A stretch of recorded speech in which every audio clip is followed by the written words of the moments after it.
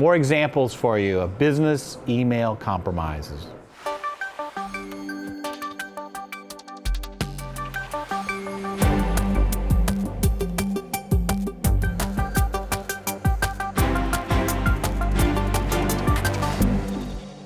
Michael, I hear you have a story about a new acronym to me, BEC? Yes, that's right. So BEC, kind of like IOC, indicator of compromise, business email compromise. And I was going to share that there were multiple BECs that I noticed people talking about. And there's some common themes in those attacks and in what played out and what happened. And I think, it's good just to discuss them and think about what you can do to prevent this from happening to you. So the first business email compromise was actually a government office, a county government, and they were building a new high school in their county. And unfortunately, someone had access to their systems, access to their mail, and was able to convince them to transfer the funds for the new high school to their account. And for 3 weeks, they didn't realize that anything was up until the real contractor who was building the high school said, we need some of the money to get started on this. And that's when they figured out that they had given the $1.7 million to the fraudster, the attacker who was in their system. So very bad situation. That phone call is what tipped them off. And I think right away, it would be really good to either meet in person or have a phone call like as you're transferring the money, right? On the same day that you're transferring the money, so that you notice at least right away. But the other BEC was against 2 different colleges in the U.S., same attacker.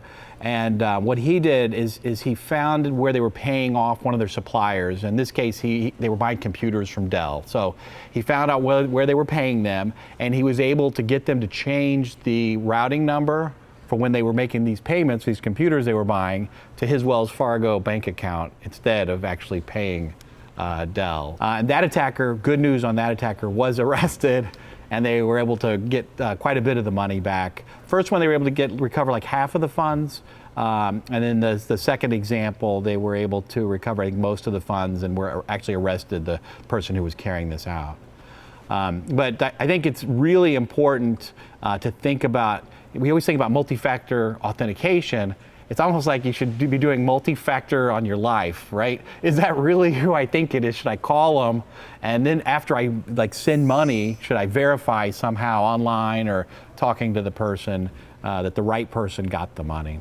So this wasn't injecting malware or anything. It was just somebody using a phishing address or looking like they were coming from a different company. Well, I think in both cases they spear phish someone first. Yeah. Then they're on somebody's machine, and then they're watching them do stuff. Their files, their email, and they know enough information that then I can send a message to them, and it looks like I'm really the contractor.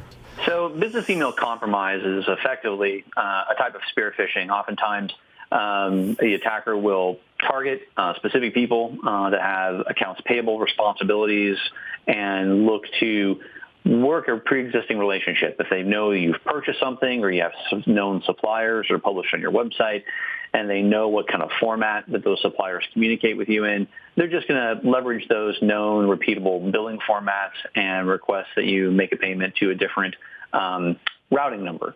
This is particularly common in cases where they might claim as a supplier or a vendor that maybe they've had a security breach, and that as a result they've had to change their bank routing information and then ask you to please update your records so that the payments flow to their new account. We've had multiple accounts call us from a consulting perspective that fell victim to just those types of scenarios. Oftentimes, really what has to happen here is that there needs to be an education and a validation process. So anyone who has the authority to make those kinds of payments really needs to be educated about this issue, and there needs to be a process in place whereby any such requests are verified through known good methods. So don't click the link that's in the email that you got, for example. You really need to call your vendor or your supplier, call your CFO if you got a message from the CFO while he's on vacation. about transferring money for earnest payment for a sudden merger and acquisition opportunity, that there's a method by which you go through to validate that. That way you're not falling victim to these types of scams. Yep. Because they probably can collect enough information about you on social media and on the internet, on who you know, who you're connected to, and they can pretend to be that person. And maybe we should make the governments, these local governments, maybe are not as sophisticated as they need to be, really, because we do hear about this a lot in school systems and in county governments where, they're just, I don't know that they've all adopted strict security practices yet. And if you do fall victim to these types of scams, as soon as you find out, call your bank. Your bank is going to be really your best bet to try and recover that money and get as much of that revenue back as possible. So the sooner you detect it, the sooner you find out and notify your bank, the better the chance that they're going to be able to get back some portion of the monies that were transferred. Sometimes you can look at actually a link of where the email is coming from, and sometimes that can give you a hint that it's coming from something that wasn't the email of what you're used to from a particular supplier. Yeah, the thing that I would recommend is if you think of multi-factor authentication, whenever you're conversing over email's probably not enough. You probably need to add some other factors. You need to think about maybe meeting with that supplier in person or giving them a phone call as another factor, just to ensure that it's really them. Because as you know, somebody in email might not be who you think they are.